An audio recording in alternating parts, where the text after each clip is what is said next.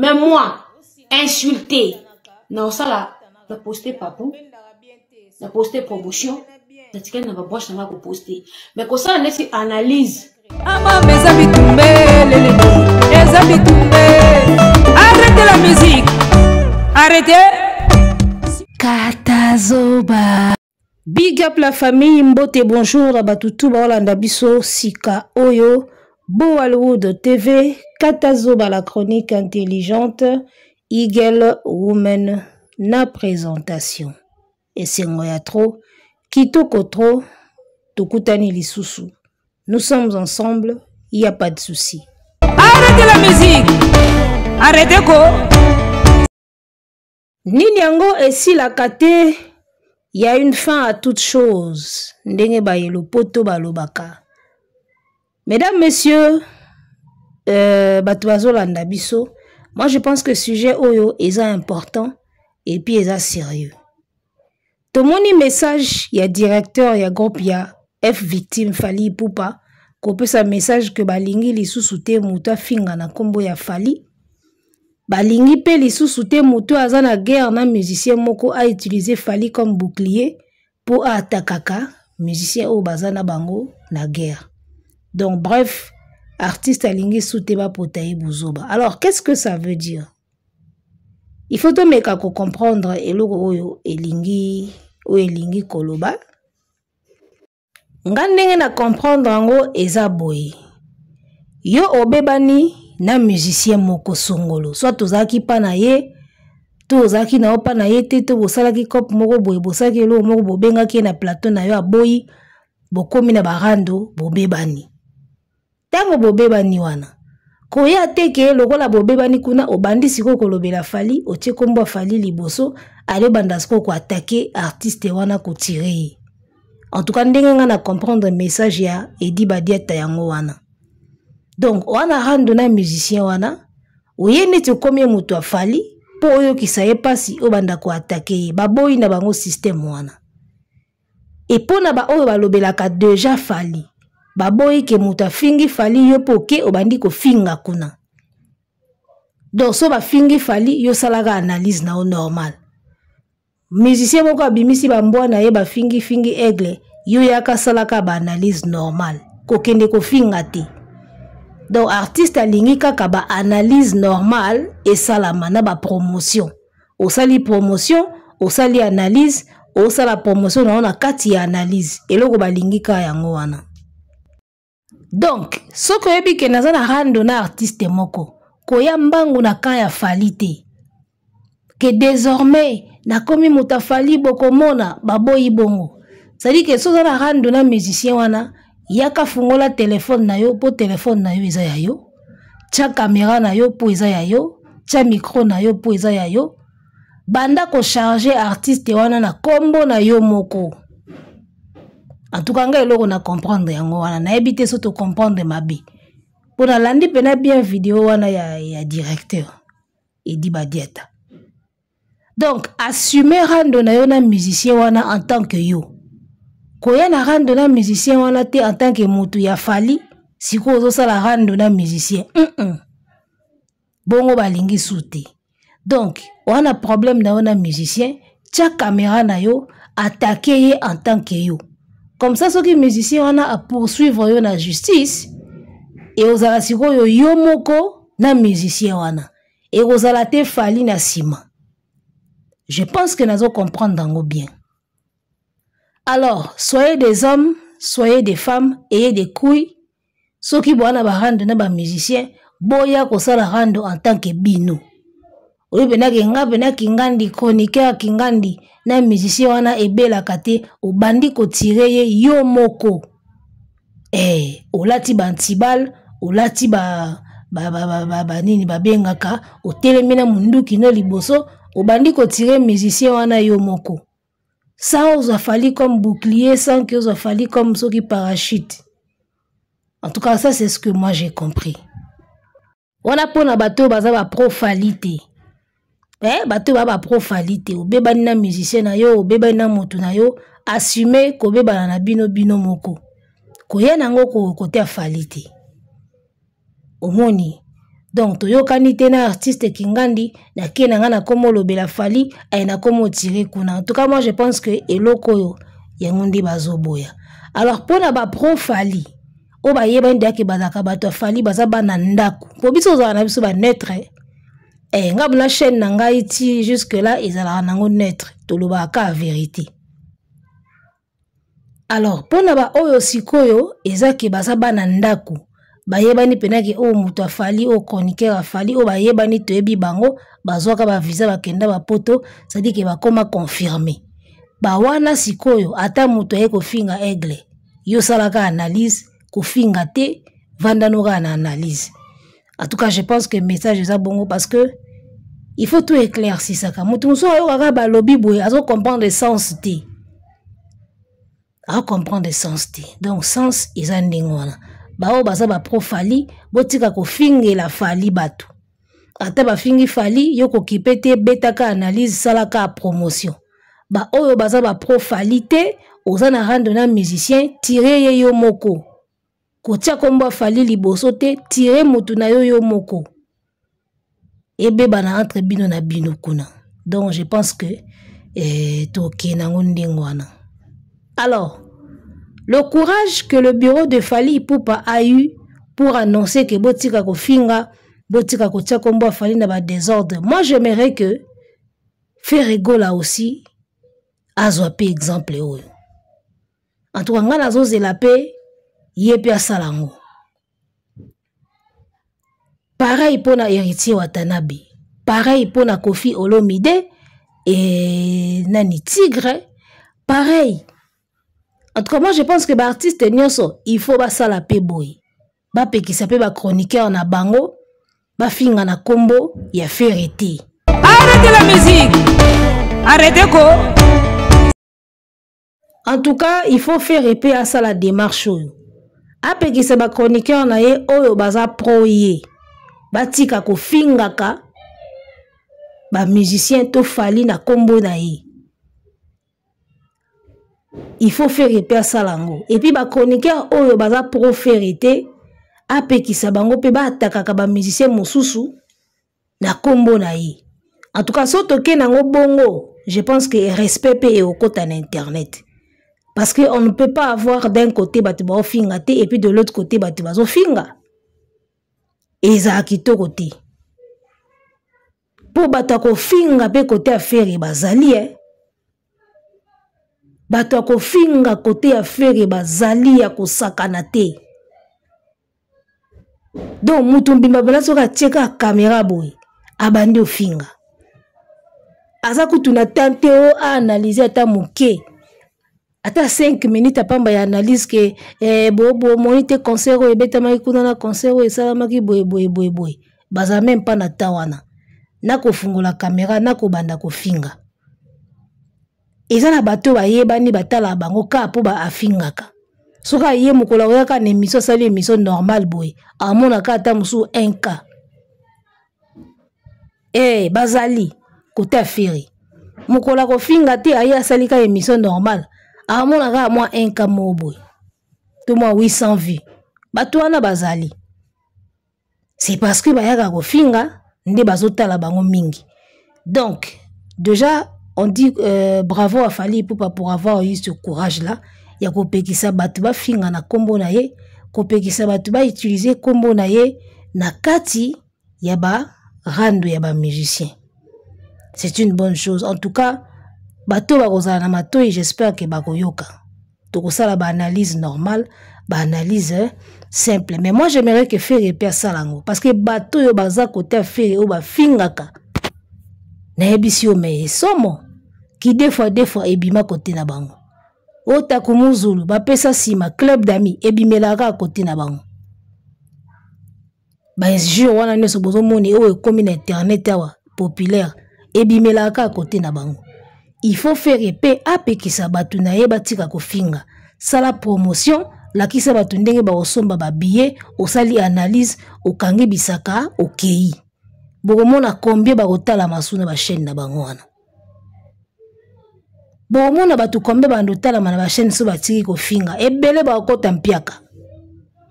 baza wana ebele so batikika kofinga bakoti pena mpiaka muta oyoka bango azate muta otala bango azate ebele bakota mpiaka so batiki kofinga nde place omona siko binake batu balimwe.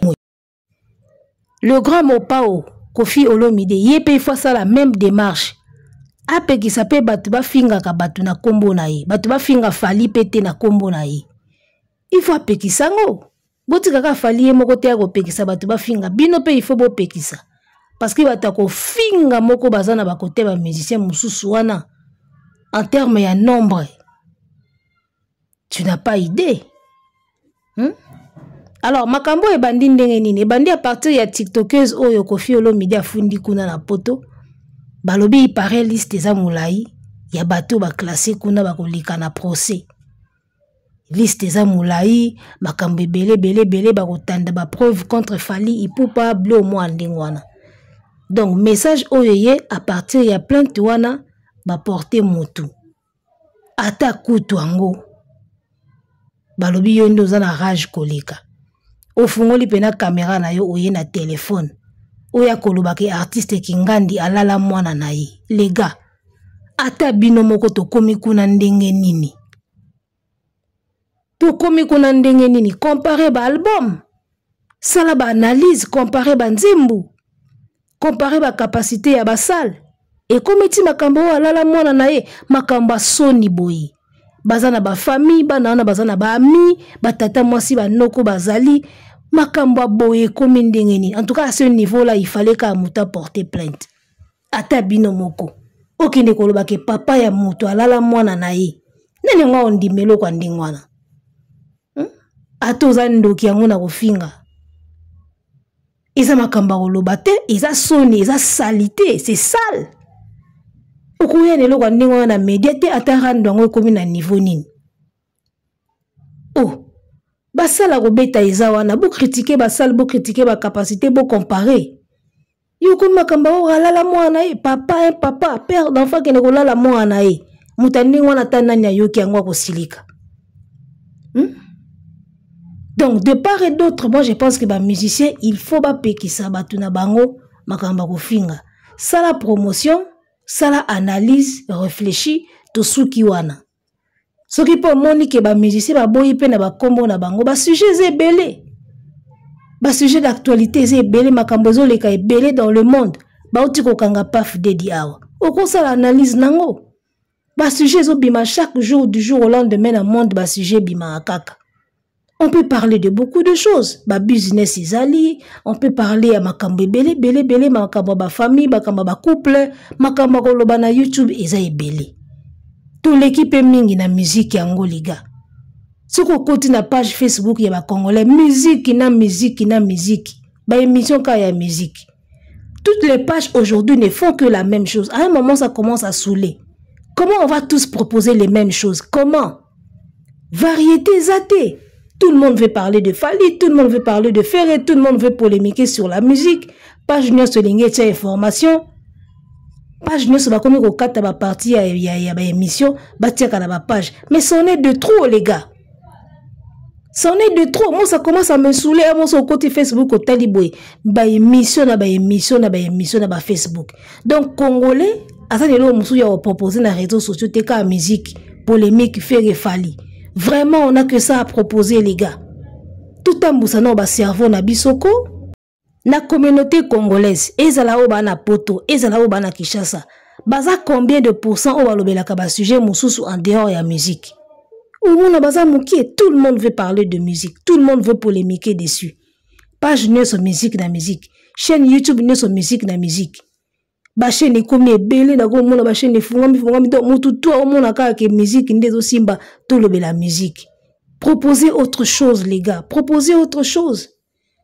Batu ba ko sala bango nyoso ka eloko moko te, un moment ça commence à saouler les gars. À un moment ça commence à saouler.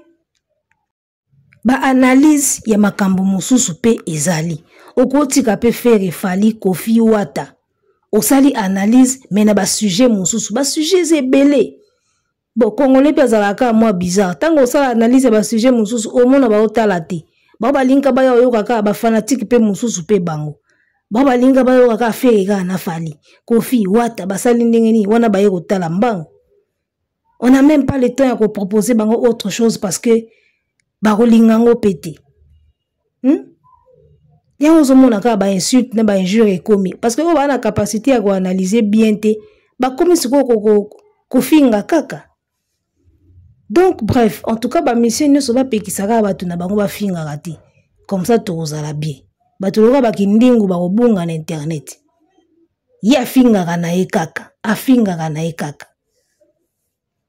Ba kobunga batandingo na soko finga za li souté.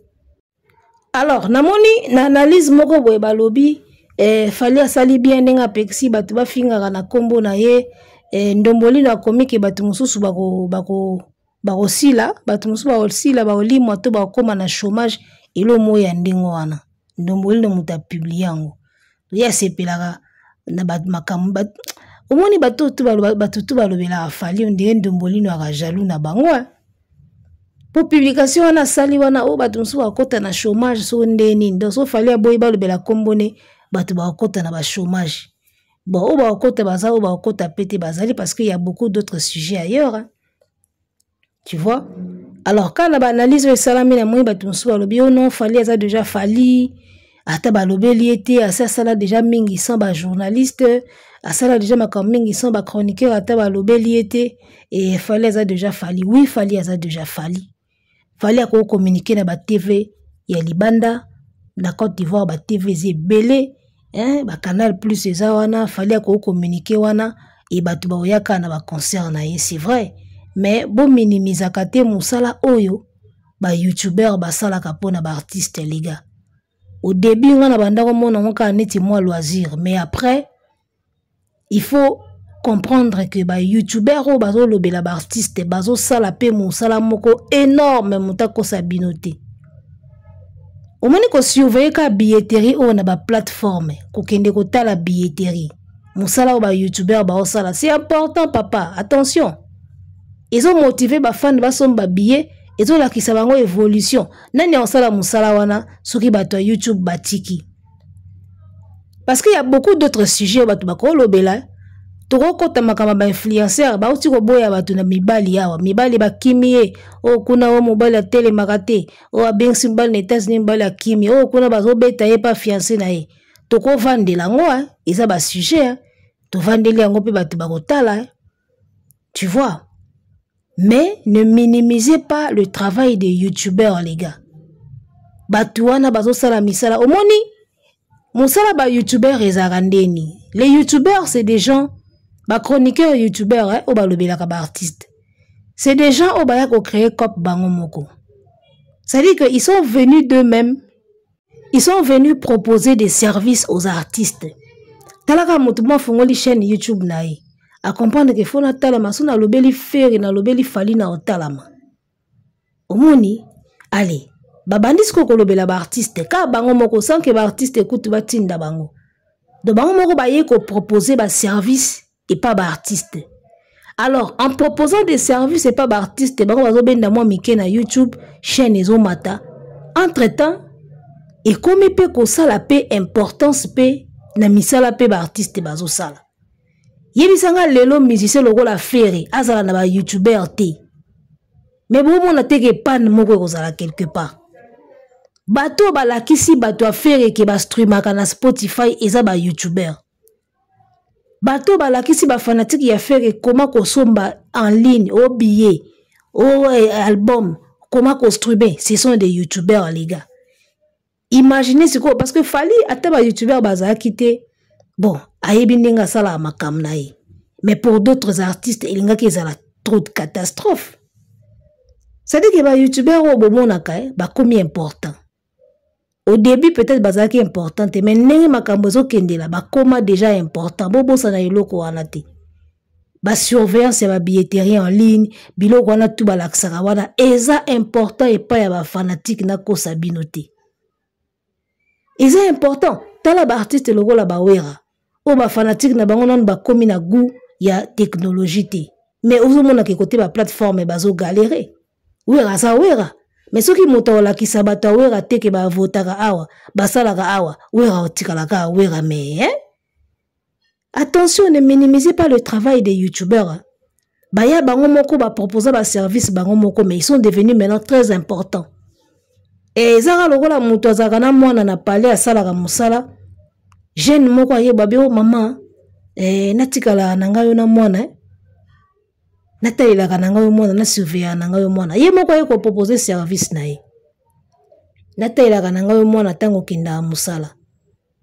Aye ko proposer service ye moko. Mais avec le temps, au moment que a commis si gros na importance. Soki ya zate, moyo kende ba fete zate. Otika mwana panani. Moyo kende ba course mususu zate, otika mwana panani. Ça dit que mutako ya ye moko a proposer loko.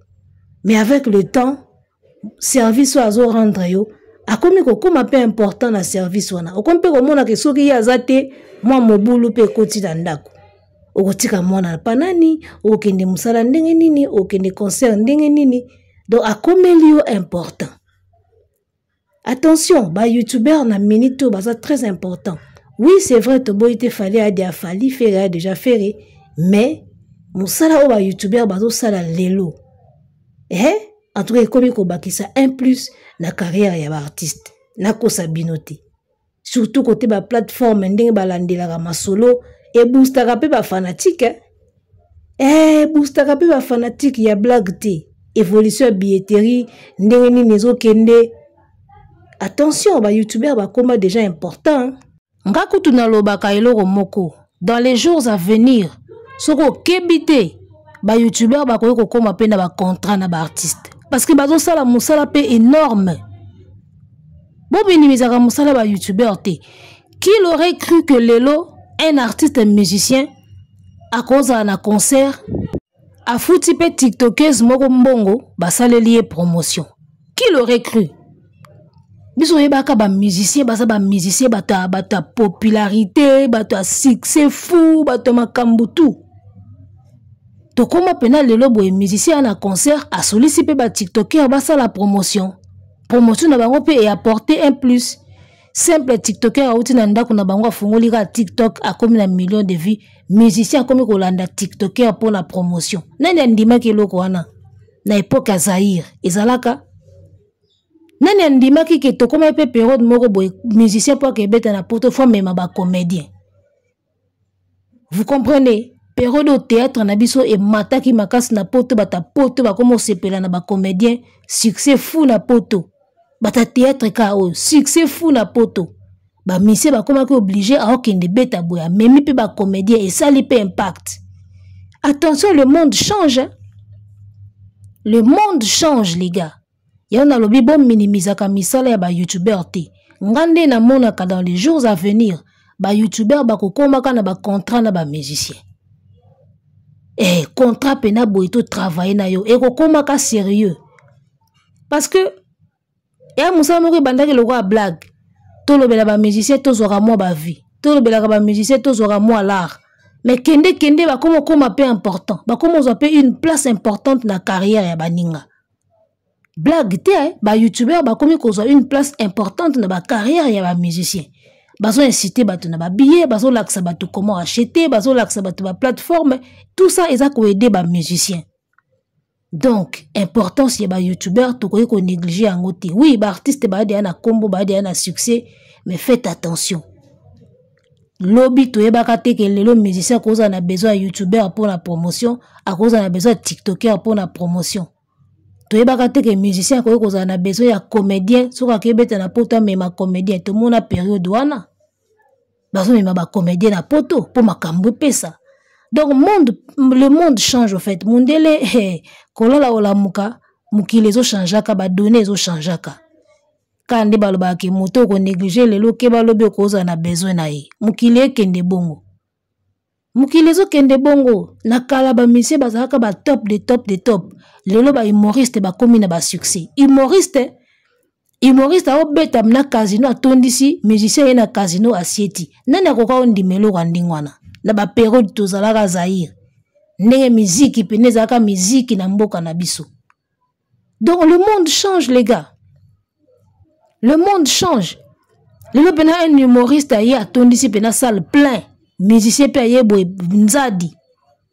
musique na humour, musique na comédie. Au monde comme kende. Donc, faut faire très attention, le monde est en train d'évoluer et aussi les choses changent avec le temps, avec des années makambo ezalaka ndenge moko te makambo echangeaka. Donc, il faut seulement que ça ba anti-valeur. Batu ba finga te, wana isa bien, mais important c'est ba youtubeur, il faut toujours savoir garder les youtubeurs. Ba komi déjà important na ba carrière ba artiste na biso, lelo toko ko nié ngote. Toko pekisa bango ba finga te, toko pekisa bango ba attaquer ba tout te, mais importance na bango pembeni ya ba artiste et si ekoma déjà. Donc baza censé bazalaka na ba artiste. Chaque artiste est censé azalaka na ba youtubeur o bando laksa ba tout billetterie, ba laksa ba tout ba plateforme, c'est important. C'est vraiment important. Donc, kofinga ka nde to tchana mai ngana osepelaso na moni fera pekisi pe ba mbwana ye, botika kofinga nde fali asali et osala bien. Totika la na promotion, totika la na ba analyse, totika la na ba sujet d'actualité, makamba oloba na internet ezebele. Il suffit qu'à ovanda ou réfléchir au luka. En bon entendeur, big up. Arrêtez la musique. Arrêtez quoi?